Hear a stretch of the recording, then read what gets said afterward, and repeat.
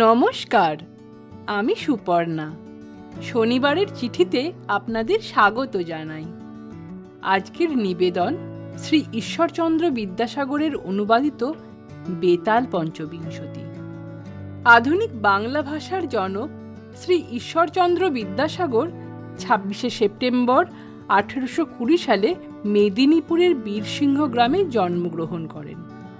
কিন্তু আপনারা কি জানেন, বিদ্যাসাগর মহাশয়ের জন্মগ্রহণকালে তার পিতামহ তার বংশানুযায়ী নাম রেখেছিলেন ঈশ্বরচন্দ্র বন্দ্যোপাধ্যায়। ১৮৩৯ সালের ২২শে এপ্রিল হিন্দু ল কমিটির পরীক্ষা দেন ঈশ্বরচন্দ্র। এই পরীক্ষাতেও যথারীতি কৃতিত্বের সঙ্গে উত্তীর্ণ হয়ে ১৬ই মে ল কমিটির কাছ থেকে যে প্রশংসাপত্রটি পান, তাতেই প্রথম তার নামের সঙ্গে বিদ্যাসাগর উপাধিটি ব্যবহৃত হয়। সংস্কৃত কলেজে ১২ বছর ৫ মাস অধ্যয়নের পর তিনি এই কলেজ থেকে অপর একটি প্রশংসাপত্র লাভ করেন। ১৮৪১ সালের ডিসেম্বর মাসে প্রাপ্ত দেবনাগরী হরফে লিখিত এই সংস্কৃত প্রশংসাপত্রে কলেজের অধ্যাপকগণ ঈশ্বরচন্দ্রকে বিদ্যাসাগর নামে অভিহিত করেন। শ্রী বিদ্যাসাগর মহাশয়কে শ্রদ্ধা জানিয়ে শুরু করছি আমাদের আজকের নিবেদন। আগের কয়েকটি পর্বে আমরা শুনেছি কিভাবে বিক্রম ও বেতালের দেখা হয় ও বেতালের দেওয়া শর্ত। বেতালের বিক্রমকে বলা গল্পও আমরা শুনেছি। এটা আমাদের বিক্রম বেতাল ধারাবাহিকের ৫ম পর্ব। আজকের গল্পের নাম সুখ ও শাড়ি। ভগবতী নগরে অনঙ্গ সেন নামে এক রাজা ছিলেন। রাজার চূড়ামণি নামে এক সুখ পাখি ছিল। এই পাখিটি সব সময় রাজার সঙ্গে থাকত। চূড়ামণি ভবিষ্যৎবাণী করতে পারত। একদিন রাজা অনঙ্গ সেন চূড়ামণিকে জিজ্ঞেস করলেন, চূড়ামণি, তুমি তো অতীত, বর্তমান, ভবিষ্যৎ সবই বলতে পারো। তাহলে বলো তো, আমার রানী কে হবে ও সে কোথায় থাকে? চূড়ামণি বলল, মহারাজ, মগধ দেশের রাজা বীরসেনের কন্যা চন্দ্রাবতীর সঙ্গে আপনার বিয়ে হবে। রাজা এই কথা শুনে রাজদৈবজ্ঞ চন্দ্রকান্তকে ডেকে এই বিষয়ে মতামত দিতে বললেন। চন্দ্রকান্ত গণনা করে একই কথা বললেন। রাজা বিয়ের কথা পাকা করার জন্যে এক ব্রাহ্মণকে মগধ রাজার কাছে পাঠালেন। এইদিকে রাজকন্যা চন্দ্রাবতীরও মদন মঞ্জরী নামে এক শাড়ি ছিল। সেও এই চূড়ামণির মতো অতীত, বর্তমান ও ভবিষ্যৎ বলতে পারত। একদিন চন্দ্রাবতী মদন মঞ্জুরিকে জিজ্ঞেস করলেন, বলো তো শাড়ি, আমার কার সঙ্গে বিয়ে হবে? শাড়ি বলল, রাজকুমারী, তোমার বিয়ে হবে ভগবতী নগরের রাজা অনঙ্গ সেনের সঙ্গে। অনঙ্গ সেনের পাঠানো ব্রাহ্মণ এসে মগধ রাজার কাছে সব কথাই বললেন। রাজা খুশি হয়ে এই প্রস্তাব মেনে নিলেন ও বিয়ের দিন পাকা করার জন্য অনঙ্গ সেনের কাছে লোক পাঠালেন। খুব ধুমধাম করে বিয়ে হয়ে গেল। রাজা চন্দ্রাবতীকে বিয়ে করে রাজধানীতে নিয়ে এলেন। বেশ সুখে শান্তিতে রাজা রানীর দিন কাটতে লাগলো। চন্দ্রাবতী শ্বশুরবাড়িতে আসার সময় তার প্রিয় শাড়ি মদন মঞ্জুরিকে সঙ্গে করে নিয়ে এসেছিলেন। একদিন রাজা অনঙ্গ সেন রানীকে বললেন, দেখো, একা একা থাকা খুবই কষ্টকর। তাই আমার ইচ্ছে আমাদের প্রিয় সুখ শাড়িকে একই খাঁচায় রাখি। একসঙ্গে দুজনে থাকলে ওরা খুবই সুখী হবে। রাজার ইচ্ছে মতো ওদের একই খাঁচায় রাখা হলো। একদিন দেখা গেল দুই পাখিতে খুব ঝগড়া শুরু হয়েছে। সুখ শাড়িকে বলল, এই পৃথিবীতে যখন জন্মেছ তখন সবই ভোগ করা উচিত। তুমি সবসময় এত মনমরা কেন? সুখের কথা শুনে শাড়ি বলল, আমি পুরুষদের মোটেই পছন্দ করি না। তারা বড় স্বার্থপর ও অধার্মিক হয়, যার জন্যে পুরুষদের আমার মোটেই ভালো লাগে না। এই কথা শুনে সুখ রেগে বলল, মেয়েদের কথা আর বলো না, তারাও কম নয়। মেয়েরা খুবই কুটিল, মিথ্যে কথা বলতে পটু, লোভী হয়। এই নিয়ে দুজনের মধ্যে তুমুল তর্ক চলতে লাগলো। রাজা ওদের তর্ক শুনে বললেন, কেন মিছিমিছি তোমরা নিজেদের মধ্যে ঝগড়া করছো? এইভাবে ঝগড়া করে না। ষাঁড়ি বলল, মহারাজ, আমি যা বলছি তা মোটেই মিথ্যে নয়। আমি জানি পুরুষটা বড় অধার্মিক হয়। তাহলে শুনুন, ইলাপুরে মহাধল নামে এক ধনী বণিক বাস করতেন। বিয়ের পর তাদের একটাও সন্তান না হওয়ায় বণিকের মনে সুখ ছিল না। তবে বেশি বয়সে ওদের একটা ছেলে হলো। তার নাম রাখলো নয়নানন্দ। স্বামী স্ত্রী দুজনে মিলে ছেলেকে চোখে চোখে রাখত, খুব আদর যত্নে রাখত। বাবা মা 5 বছর বয়সেই ছেলের জন্য একজন শিক্ষক রাখল। কিন্তু নয়নানন্দের স্বভাব মোটেই ভালো ছিল না। ছোটবেলা থেকে সে খারাপ ছেলেদের সঙ্গে মিশত, খারাপ কথা বলতো, পড়াশোনা করতো না, সারাদিন খেলাধুলো করত। ওর এইসব বদ অভ্যাস দিন দিন বাড়তেই লাগলো। একসময় বণিক মারা গেল। তখন তো নয়নানন্দ প্রচুর অর্থের মালিক। ইচ্ছে মতো বাবার টাকা পয়সা ওড়াতে লাগলো। এইভাবে টাকা খরচ করতে করতে শেষে একেবারে ফকির হয়ে গেল। এই অবস্থায় নয়নানন্দ ইলাপুর ছেড়ে রাস্তায় বেরিয়ে পড়ল। একদিন চন্দ্রপুরে তার বাবার বন্ধু হেমগুপ্তের কাছে গিয়ে নিজের পরিচয় দিল। হেমগুপ্ত বন্ধুর ছেলেকে দেখে খুব খুশি হয়ে তাকে খাতির যত্ন করে বসালো। কেন এসেছে সেই প্রশ্নও করল।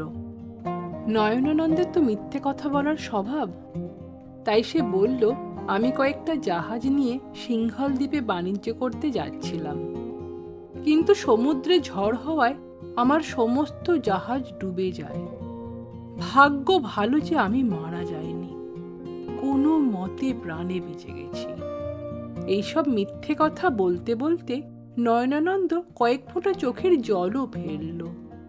ওর এই দুঃখের কথা শুনে বন্ধুর ছেলের জন্য হেমগুপ্তের খুব মায়া হলো। ভাবলেন তার মেয়ে চন্দ্রাবতীর সঙ্গে বিয়ে দেবেন। এত ধন সম্পত্তির মালিক এই রকম পাত্রকে কি হাতছাড়া করা যায়? আর দেরি না করে বিয়েটা দিয়ে দেওয়াই ভালো।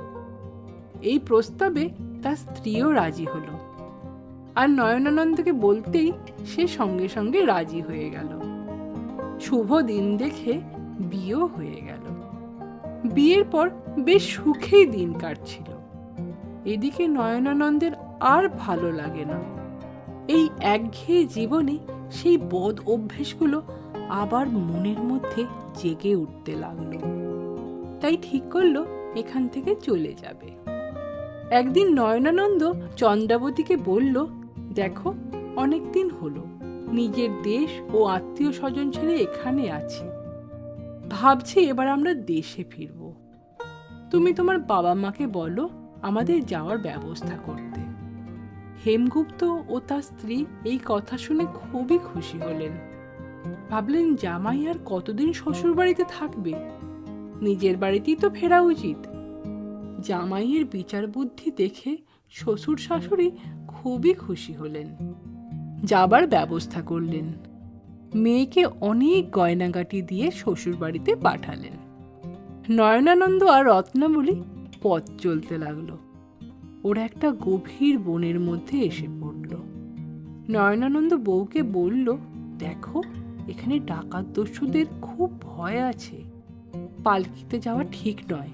তার চেয়ে গরিবের মতো পথ দিয়ে হেঁটে গেলে কেউ বুঝবে না। তোমার সব গয়না খুলে একটা পুটলি বেঁধে আমাকে দাও। শহরে গিয়ে আবার সব পরে নেবে। রত্নাবতী স্বামীর কথা মতো তাই করল। নয়নানন্দ পালকির লোকজনদের সব বিদায় করে দিল। ওরা গভীর বনের মধ্যে দিয়ে হাঁটতে লাগলো। পথের মাঝে একটা কুয়ো পড়ল। নয়নানন্দ রত্নাবতীকে ধাক্কা মেরে কুয়োতে ফেলে দিয়ে ওর সমস্ত গয়নাগাটি নিয়ে পালিয়ে গেল। এদিকে রত্নাবতী কুয়োর মধ্যে পড়ে বাবা গো, মা গো বলে জোরে চিৎকার করে কাঁদতে লাগলো। সেই সময় একজন লোক ওই পথ দিয়েই যাচ্ছিল। সে কান্না শুনে কুয়োর মধ্যে তাকিয়ে দেখে একটি সুন্দরী বউ কাঁদছে। লোকটি রত্নাবতীকে কুয়ো থেকে তুলে বলল, কি তোমার নাম? এই ভয়ঙ্কর বনের মধ্যে কি করে এলে? রত্নাবতী স্বামীর বিরুদ্ধে কোনো কথাই বলল না, শুধু নিজের বাড়ির কথা বলল আর বলল, আমি আমার স্বামীর সঙ্গে শ্বশুর বাড়ি যাচ্ছিলাম। হঠাৎ দস্যুরা আমার সব গয়না নিয়ে আমায় কুয়োর মধ্যে ঠেলে ফেলে দিয়েছে আর আমার স্বামীকে মারতে মারতে নিয়ে গেছে। রত্নাবতীর দুঃখের কথা শুনে লোকটার মনে খুব কষ্ট হলো। সে রত্নাবতীকে তার বাবা মার কাছে পৌঁছে দিল। এদিকে নয়নানন্দ দেশে ফিরে বউয়ের গয়নাকাটি সব বিক্রি করে দিল। মদ আর জুয়া খেলে সে সব পয়সা ফুরিয়ে ফেলল। সে আবার গরিব হয়ে গেল। ভাবল শ্বশুর বাড়িতে গিয়ে আবার কিছু টাকা পয়সা নিয়ে আসবে, কারণ নয়নানন্দ জানে রত্নাবতী কুয়োর মধ্যে ডুবে মরে গেছে। কিন্তু শ্বশুর বাড়িতে এসব কথা কেউ জানে না। মনে মনে একথা ভেবে সে শ্বশুর বাড়িতে গিয়ে হাজির হলো। রত্নাবতী স্বামীকে দেখে খুশি হলো। ভাবল, যাক, এতদিন পর নিশ্চয়ই ওর স্বামী নিজের ভুল বুঝতে পেরেছে। হঠাৎ যদি আমাকে দেখে তাহলে তখনই ভয়ে পালিয়ে যাবে। তাই রত্নাবতী স্বামীর কাছে গিয়ে বলল, তুমি কিছু ভেবো না, এই বাড়িতে ওসব কথা কেউ জানে না, তুমি লজ্জা পেও না। আমি সবাইকে বলেছি দস্যুরা আমার সব গয়নাগাটি নিয়ে গেছে, তারা তোমাকেও ধরে নিয়ে গেছে। আমার বাবা মা তোমার জন্য খুবই চিন্তিত, তোমাকে দেখলে তারা খুবই খুশি হবেন। তুমি আর আমার সঙ্গে খারাপ ব্যবহার করো না। রাতে রত্নাবতী বাবার দেওয়া নতুন গয়নাগাটি পরে শোবার ঘরে ঢুকলো। পুরনো দুঃখ কষ্ট ভুলে স্বামীর সঙ্গে খুব ভালো ব্যবহার করলো। কিন্তু নয়নানন্দের মনে অন্য চিন্তা। সে ঘুমের ভান করে শুয়ে পড়ল। রত্নাবতী যেই ঘুমিয়ে পড়ল, তখনই নয়নানন্দ ধারালো খাঁড়া দিয়ে বউকে খুন করে তার গায়ের সমস্ত গয়না নিয়ে পালিয়ে গেল। গল্প শেষ করে শাড়ি বলল, মহারাজ, শুনলেন তো সব কথা? এ তো আমি নিজের চোখে দেখেছি। সেই থেকে পুরুষের উপর আমার ঘৃণা ধরে গেছে। বুঝেছি পুরুষরা খুব স্বার্থপর ও দয়ামায়াহীন হয়। ওরা বিষধর সাপের চাইতেও ভয়ঙ্কর। ওদের সঙ্গে থাকা যায় না। রাজা হেসে বললেন, ঠিক আছে শাড়ি, তোমার কথা তো বুঝলাম। পুরুষদের কেন পছন্দ করো না? এবার সুখ বলো, কেন তুমি মেয়েদের দেখতে পারো না? সুখ এবার বলতে শুরু করলো। কাঞ্চনপুর নগরে সাগর দত্ত নামে এক বণিক ছিল। তার ছেলের নাম ছিল শ্রীদত্ত। রূপে গুণে ও স্বভাবে সে খুবই ভালো ছিল। শ্রীদত্তের বিয়ে হলো অনন্তপুরের সোমদত্ত বণিকের মেয়ে জয়শ্রীর সঙ্গে। বিয়ের পর শ্রীদত্ত বাণিজ্য করতে গেলে ওর বউ বাপের বাড়ি গিয়ে থাকলো। স্বামী নেই, তাই জয়শ্রীর মন ভালো নেই। অন্য সখীরা স্বামী নিয়ে সুন্দর ঘর সংসার করছে, আর জয়শ্রীর স্বামী থেকেও নেই, নিজের ঘর সংসার নেই। একদিন ওর প্রিয় সখীকে মনের কথা বলল। সব শুনে সখী বলল, একটু অপেক্ষা করো, দেখবে তোমার স্বামী ফিরে আসবে। ভগবান তোমার প্রতি মুখ তুলে চাইবেন। একদিন জয়শ্রী জানালা দিয়ে এক সুন্দর পুরুষকে দেখতে পেল। মনে মনে ভাবল, এই পুরুষের সঙ্গে যদি আমার বিয়ে হতো তাহলে খুবই সুখী হতাম। জয়শ্রী ওর সখীকে ডেকে বলল, সখী, যেমন করে পারো ওই পুরুষের সঙ্গে আমার আলাপ করিয়ে দাও। সখী সেই পুরুষটির কাছে গিয়ে বলল, সোমদত্তের মেয়ে আপনার সঙ্গে দেখা করতে চায়। সন্ধ্যার পরে আপনি আমার ঘরে আসুন। এই প্রস্তাবে পুরুষটিও রাজি হয়ে গেল। ছেলেটি খুব পরিপাটি হয়ে এলো। জয়শ্রীও সেখানে গেল। দুইজনের আলাপ পরিচয় হলো। আস্তে আস্তে ওদের মধ্যে বন্ধুত্ব বাড়তে লাগলো। কিছুদিন পর শ্রীদত্ত বাণিজ্য সেরে শ্বশুরবাড়িতে ফিরে এলো। স্বামীকে ফিরে আসতে দেখে জয়শ্রী মনে মনে মোটেই খুশি হলো না, কিন্তু শ্বশুর শাশুড়ি দুজনেই খুব খুশি হলেন। রাতে স্বামী স্ত্রীর দেখা হলো। জয়শ্রীর মুখে কোনো হাসি নেই, রাগে মুখটা ভারী হয়ে উঠল। শ্রীদত্ত ওকে সুন্দর সুন্দর উপহার দিল। জয়শ্রী সেগুলো নিল না, বরং ছুঁড়ে ফেলে দিল। শ্রীদত্ত মনের কষ্টে ঘুমিয়ে পড়ল। স্বামী ঘুমিয়ে পড়েছে ভেবে জয়শ্রী স্বামীর দেওয়া ওইসব দামি শাড়ি গয়না পরে গভীর রাতে একা বেরিয়ে পড়ল।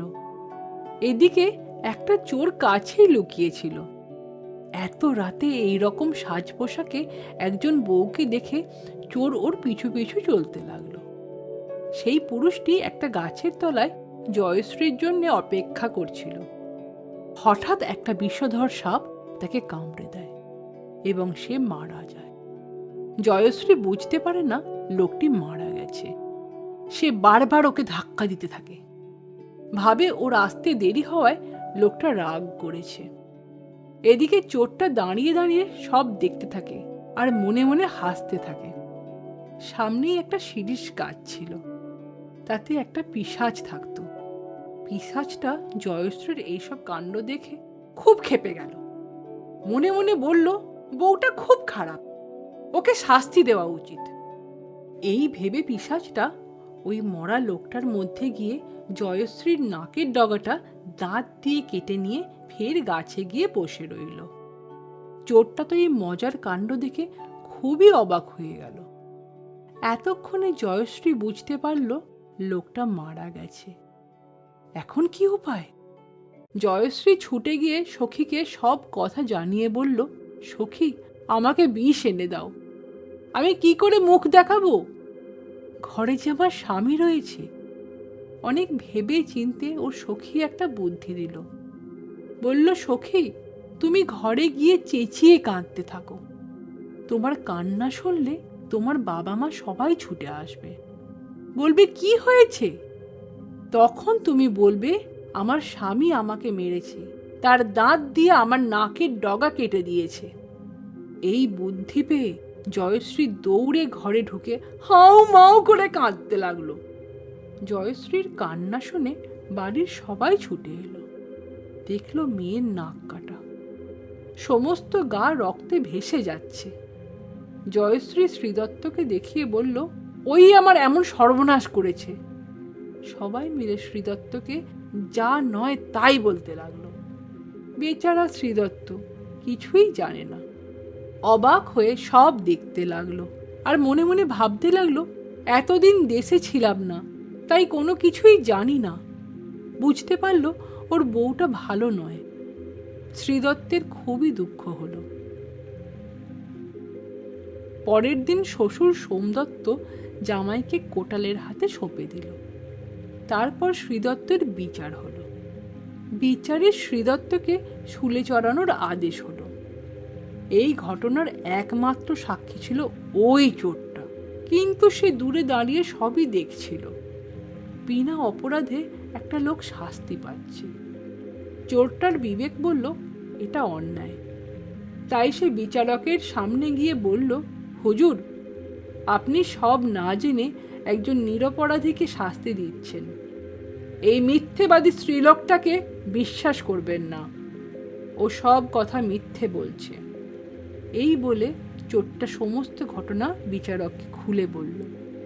চোরের কথা যাচাই করার জন্য জয়শ্রীর সখীর বাড়িতে লোক পাঠিয়ে সব ঘটনা জানা গেল। তাছাড়া মরা মানুষটাকে সবাই দেখতে পেল। বিচারক চোরের কথাই সত্যি বলে মেনে নিলেন ও জয়শ্রীকে শাস্তি দিলেন। ওর মাথা মুড়ে খোল ঢেলে গাধার পিঠে চড়িয়ে শহরময় ঘোরানোর আদেশ দিলেন। আর শ্রীদত্তকে অন্যায় বিচার করা হয়েছে বলে তাকে পুরস্কার দিলেন। গল্প শেষ করে সুখ বলল, এবার বলুন তো মহারাজ, কেন আমি স্ত্রীলোককে পছন্দ করি না? ওদের বিশ্বাস করা যায় না, তাই আমি স্ত্রীলোকের সঙ্গে থাকতে ভালোবাসি না। গল্প শেষ করে বেতাল বলল, এবার বলো তো মহারাজ, কে বেশি দোষী, নয়নানন্দ না জয়শ্রী? বিক্রমাদিত্য বললেন, আমার মতে ওরা দুজনেই সমান দোষী। ঠিক উত্তর পেয়ে বেতাল বিক্রমাদিত্যকে বলল, হে রাজন, তুমি মহান, তুমি সত্যি বিদ্বান ও ন্যায়পরায়ণ।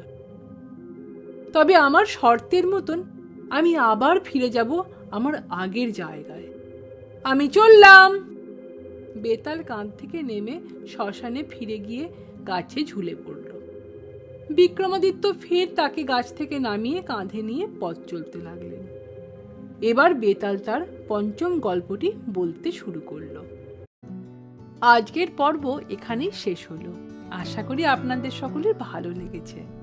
আমাদের এই প্রচেষ্টা আপনাদের ভালো লাগলে আমাদের এই ছোট্ট ইউটিউব চ্যানেলটিকে সাবস্ক্রাইব করুন এবং সকলের সাথে শেয়ার করুন। আপনাদের সহযোগিতা ও আশীর্বাদ একান্ত কাম্য। আপনাদের সকলের সুস্বাস্থ্য কামনা করি। আবার দেখা হবে পরবর্তী পর্বে। ধন্যবাদ।